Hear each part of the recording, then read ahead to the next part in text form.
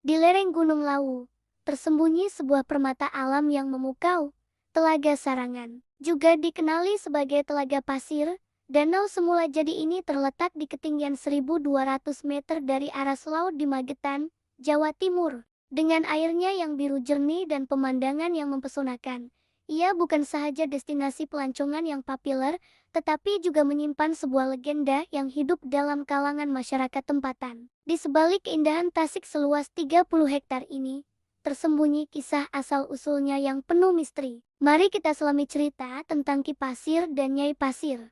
Menurut cerita rakyat, Telaga Sarangan lahir daripada kisah sepasang suami istri, Ki Pasir dan Nyai Pasir. Kehidupan mereka di kaki Gunung Lawu sangat harmoni dan damai. Mereka hidup dengan berkebun dan berburu. Namun, kebahagiaan mereka terasa tidak lengkap karena belum dikurniakan zuriat.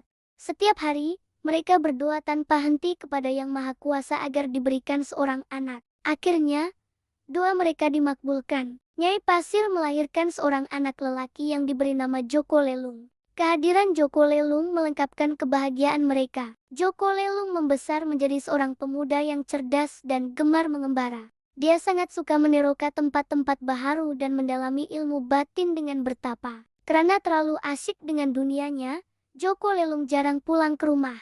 Sementara itu, Ki Pasir semakin tua dan lemah. Dia berharap agar Joko Lelung dapat membantunya di ladang.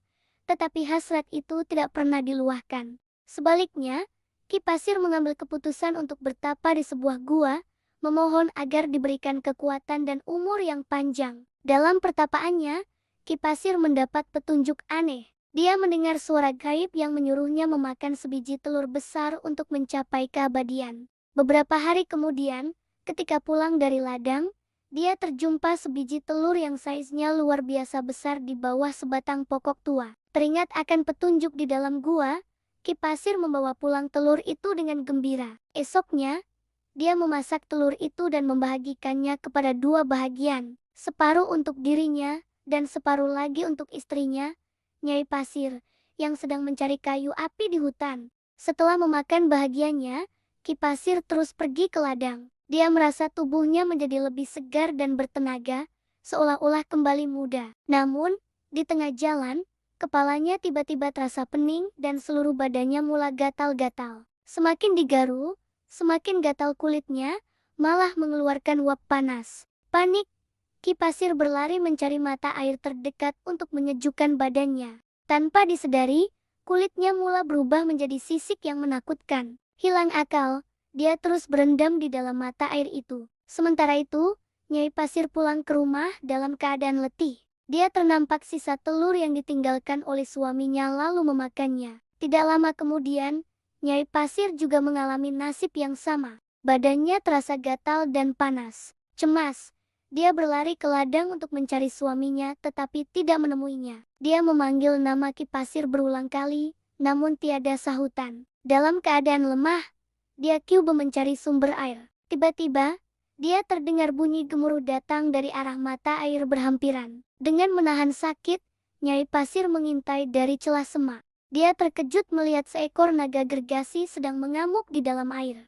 Entah bagaimana, dia merasakan naga itu adalah suaminya. Perasaannya semakin kuat apabila melihat kulitnya sendiri mula berubah menjadi sisik. Dalam keadaan panik, Nyai Pasir tergelincir dan jatuh ke dalam mata air. Serta-merta, tubuhnya turut bertukar menjadi seekor naga. Di dalam air, dia meluahkan kemarahannya karena tidak dapat menerima perubahan dirinya. Ki Pasir juga turut marah, merasa dikutuk oleh alam. Kedua-dua naga itu kemudian bersepakat untuk menenggelamkan Gunung Lawu. Mereka berputar-putar tanpa henti, mencipta pusaran air yang sangat besar. Tanah di sekeliling mata air mula runtuh, dan lubang pusaran itu menjadi semakin dalam dan luas. Air terus melimpah, mengancam untuk menenggelamkan seluruh gunung. Pada masa yang sama, Joko Lelung pulang dari pertapaannya. Dia menyadari bencana yang berlaku adalah disebabkan oleh kedua orang tuanya. Lebih-lebih lagi apabila mendapati rumah dan ladang mereka kosong. Joko Lelung segera duduk bersila dan berdoa kepada Yang Maha Kuasa, memohon agar kedua-dua naga itu ditenangkan supaya bencana yang lebih besar dapat dielakkan. Ajaibnya, kedua-dua naga jelmaan ibu bapanya itu mula memancarkan cahaya dan menjadi tenang. Perlahan-lahan, tubuh mereka hilang ke dalam air. Joko Lelung dilanda kesedihan yang amat sangat atas pemergian ibu bapaknya. Dia menyesal karena tidak berada di sisi mereka. Bekas amukan kedua-dua naga itu akhirnya membentuk sebuah telaga yang luas dengan sebuah pulau kecil di tengahnya. Untuk mengenang jasa kedua orang tuanya, tempat itu dinamakan Telaga Pasir, yang kini kita kenali sebagai Telaga Sarangan.